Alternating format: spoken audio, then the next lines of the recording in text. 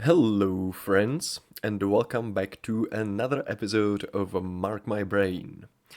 Today, the issue I want to take a closer look at is this sort of emotional divide in decision making.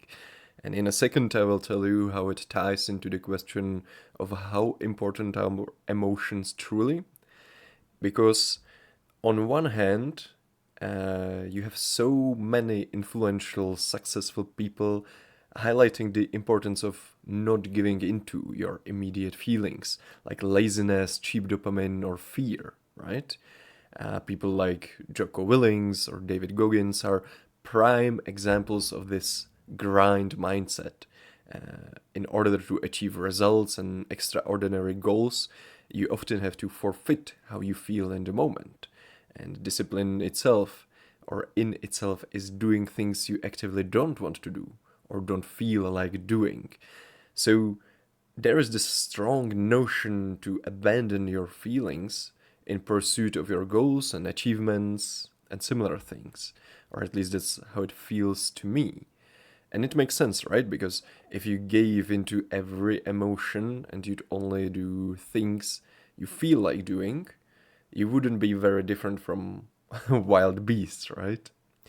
But on the other hand, it's also very well documented, and I see that it's talked about a lot as well, is the fact that neglecting your emotions and feelings will inevitably lead to problems in our functioning, typically mental, psychological, or psychosomatic ones, right? So, and those can be very severe with long term impact on our existence, I would say. So, here I arrive at the question of how important are our emotions truly, especially in this sort of decision making decision making context. So, where is the balance? How to recognize when to listen to your emotions and when to overrule them with logic and discipline. Uh, that's something I want to explore today. I think most of us have some instinctive sense of what the answer might be, even though we never actively thought about it. At least I think I do. I feel like I do. Perhaps it's something to do with short term versus long term perspective and short term versus long term gratification. That can be an interesting conversation in itself, but I'm not sure yet. So, anyway, that's the topic I want to focus on today. And let's start with the extreme example from the first camp. I mentioned him, it's David Goggins, who to me represents this sort of philosophy of pushing through. And for those that don't know him, he's a Navy SEAL, ultra athlete, ultra marathon runner, nicknamed toughest man in the world. He did Guinness World Record for most pull-ups in 24 hours, for example, and much more. And what's fascinating is that he wasn't always like this. In his 20s, he used to be lazy, fat, insecure, with no hope, broken, and coming from a childhood full of trauma that held him down. And apart from the insane inspiration that he is, at least for me, is the way that he managed to turn his life around from what I just described to something spectacular and what he is and represents today. And that's by pushing through emotions and immediate feelings to the absolute extreme. As an example, I can give you he ran a 135-mile race on broken feet, literally, and he duct taped his legs and feet so he could finish. And that to me is just insane. But you can see this philosophy, this grind mindset, this philosophy of pushing through, sort of showing, right? And I think that this mindset isn't just about the physical endurance, it's about recognizing that emotions can lie to us. And how we feel in the moment may not actually represent what's best for us or what our hearts truly want. And I would say this resonates heavily with Stoic approach to emotions. They say, recognizing your emotions but not being a slave to them is the sort of key. You are in complete control of your response to your feelings. And oftentimes, for example, like emotional hurt is something we bring onto ourselves, right? You have the typical Stoic quotes like, believe you were not harmed and the harm itself goes away. So we ourselves are often constructors of our own emotions because of something, right? And there's also some recent research that challenges the conventional wisdom that emotional suppression is always harmful. A 2024 study found that expressive suppression can actually induce significant decreases in negative emotion when compared to natural responsive. So there are perfectly good reasons to ignore emotions in certain situations.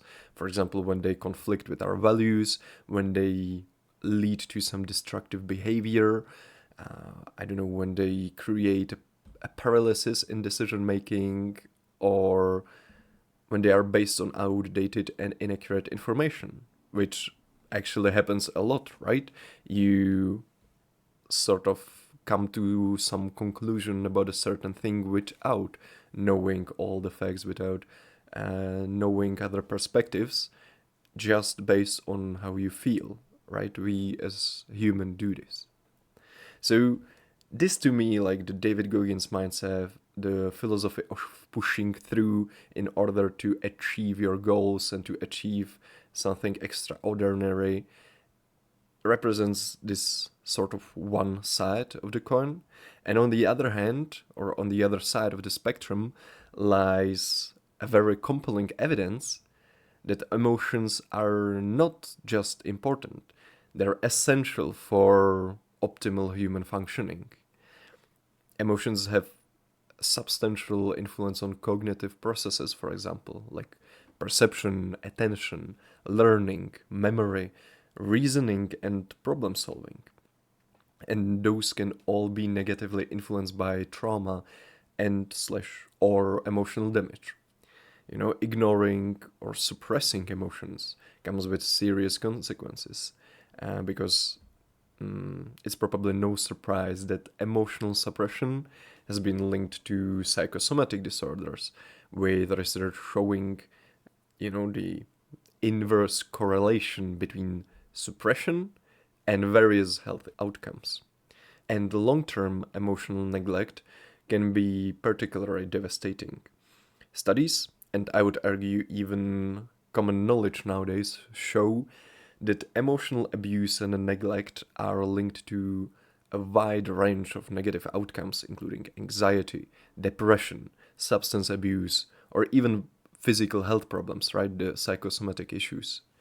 And as someone who has been dealing with some psychosomatic issues, anxiety and panic attacks, and similar myself, I can sort of testify to this, that this is very real.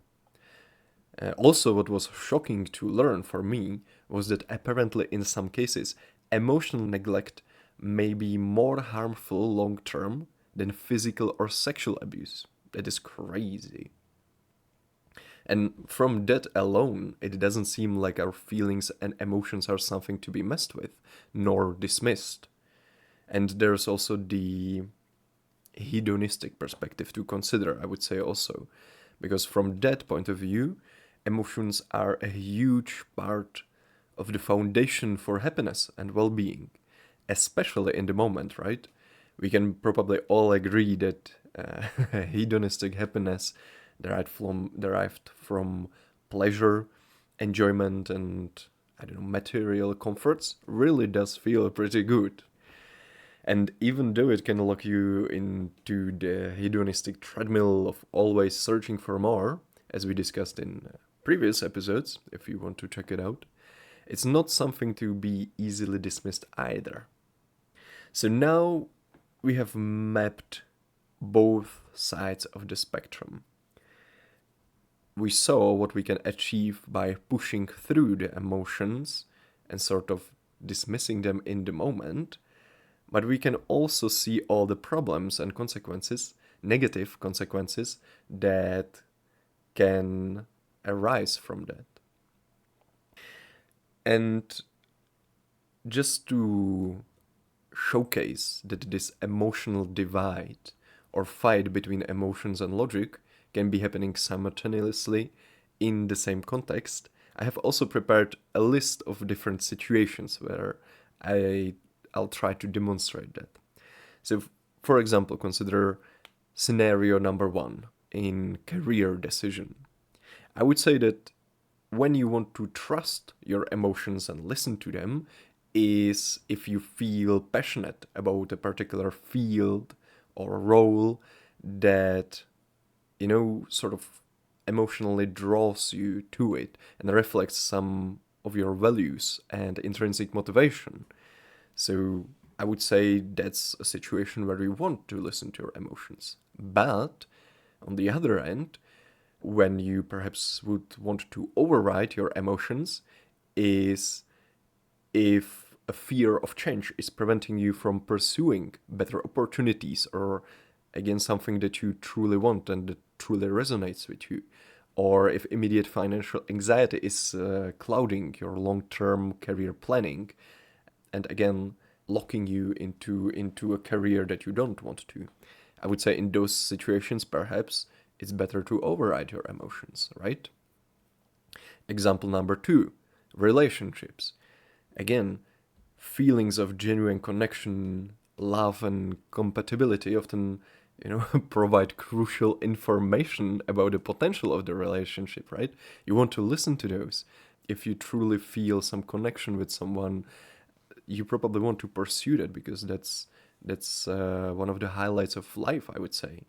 On the other hand, if, for example, anger is driving you towards destructive communication, or if anxiety is causing you to avoid necessary difficult conversations, then I would say again, those are situations that perhaps emotions are serving as an obstacle to a better, healthier relationship. Or example number three, in health and your wellness and well-being, you want to trust your body's emotional signals, because they again often provide important information about stress or burnout or your needs for rest or social connection. And this is something that we talked about. If you ignore it, it can lead to psychosomatic illnesses. But when emotional, for example, eating patterns, you are stressed, so you go to eat. If that, conflicts with your health goals, or if your anxiety prevents you from getting medical care that you need, then I would say perhaps again, your immediate emotions stand in your way of growing and living a healthier, better existence. So as you can see, even in the same context, those, immediate emotions versus this discipline and pursuit of, I don't know, logical or maybe more long-term goals are conflicting. So great. What do we do about this? How can we orient ourselves in this emotional landscape full of paradoxes and contradictions? How do we find the right balance? And here we can start tying this topic together with an Aristotelian perspective I came across and liked. Aristotle offers an interesting point of view on this dilemma. According to Aristotelian virtue ethics, emotions are an original and integral part of moral reasoning and should be an inherent part of moral deliberation or moral discussion. However, true virtue is not the feeling itself, but the appropriate psychological disposition in response to that feeling, the proper response. Do you see how we are sort of coming back to the Stoics with this bit? And then the golden mean principle would suggest that the virtuous response to emotions lies between the extremes, right? Extremes of excess and deficiency. So for anger, for example, this might mean patience rather than either lack of spirit or short temper. Or for fear, it can mean courage rather than either cowardice or rashness. So this is already a framework that can sort of help us orient ourselves, you know, accepting the emotions as they are, recognizing them and their role in some of our moral discussions and discussions we have with ourselves about, for example, purpose in life. However, it is also taking on the responsibility for the proper response.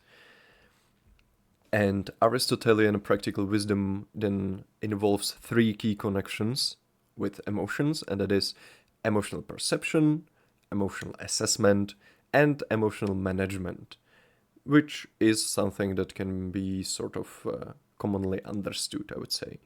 The perception is just perceiving, observing the emotions and the fact that they provide some moral insight. Again, observing them, accepting them, recognizing them. Then emotional assessment is our ability to judge those emotions, both of our own and other people's as well, and we judge them if they are morally fit or unfit, or at least that's how it's originally in the Aristotelian principles. But here we can already sort of modify it to judge our emotions from different perspective. If they are pushing us in the direction of our long-term goals, if they are helping us become a person who we want to be, or if they are sort of dragging us in the opposite direction, for example.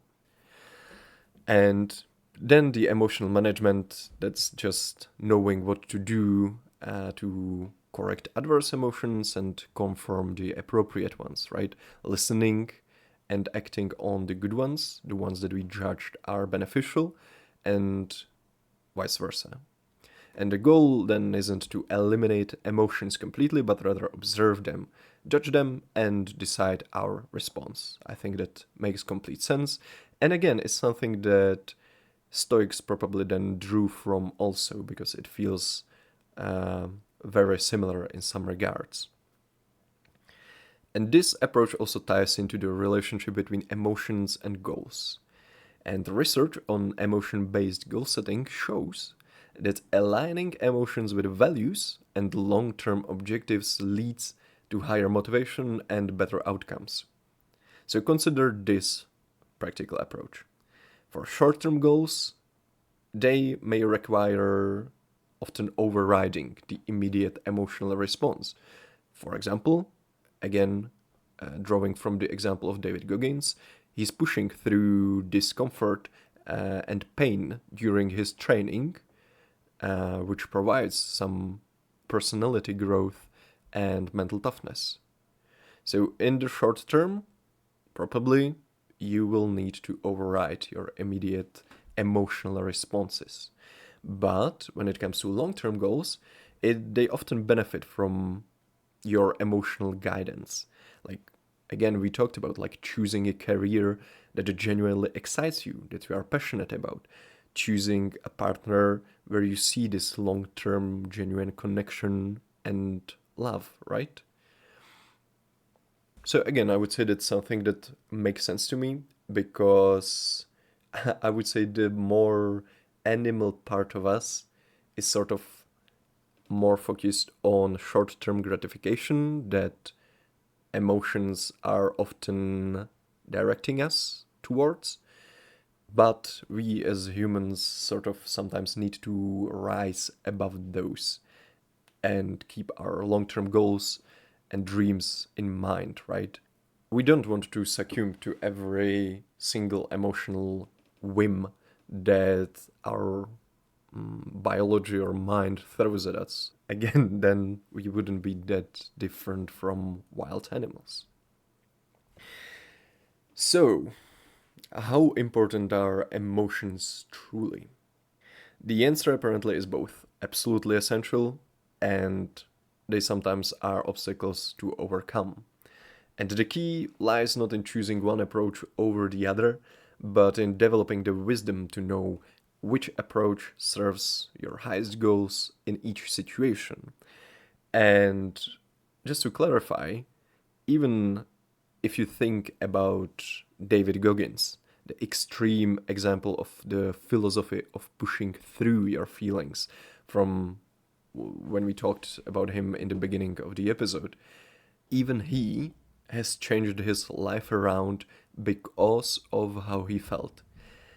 He didn't want to feel like a fat, good for nothing nobody, constantly insecure, living his life out in the gray and never reaching his full potential. And it was because of this core drive to become someone, deep rooted in his existence, that he embarked on the journey to change his life around. So even for him, emotions or feelings played a huge role, right? But I think it's the prime example of what we talked about, long term versus short term goals and feelings, right? And I think therein lies one of the greatest takeaways from this episode, at least for me, that emotions can be great for determining your why and your what, your purpose in life, your passions. What do you want to do? What are your values? What do you want to pursue long term?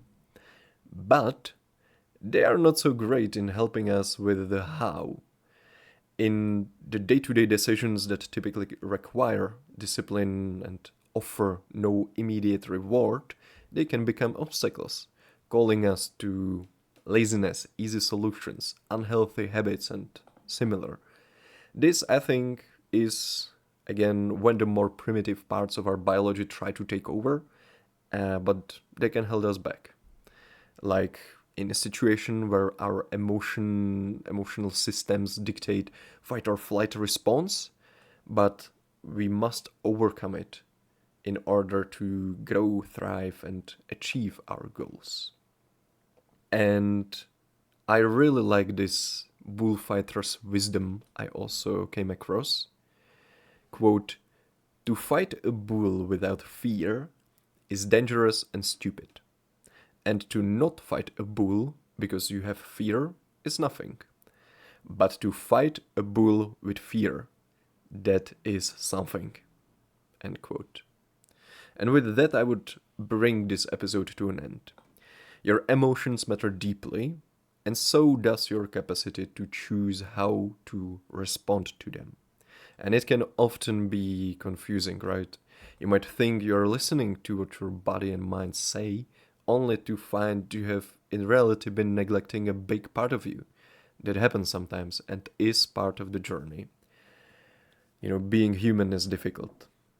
So I wish you good luck on that path. Cultivate your emotional intelligence so you can sort of better orient yourself within your values, your immediate emotional responses, and this whole landscape in order to achieve your dreams and live the best life you can. And I hope this episode has helped you somewhat on that path. Brought you some food for thought, some interesting ideas perhaps. And I will be rooting for you. So good luck, and until next time, bye.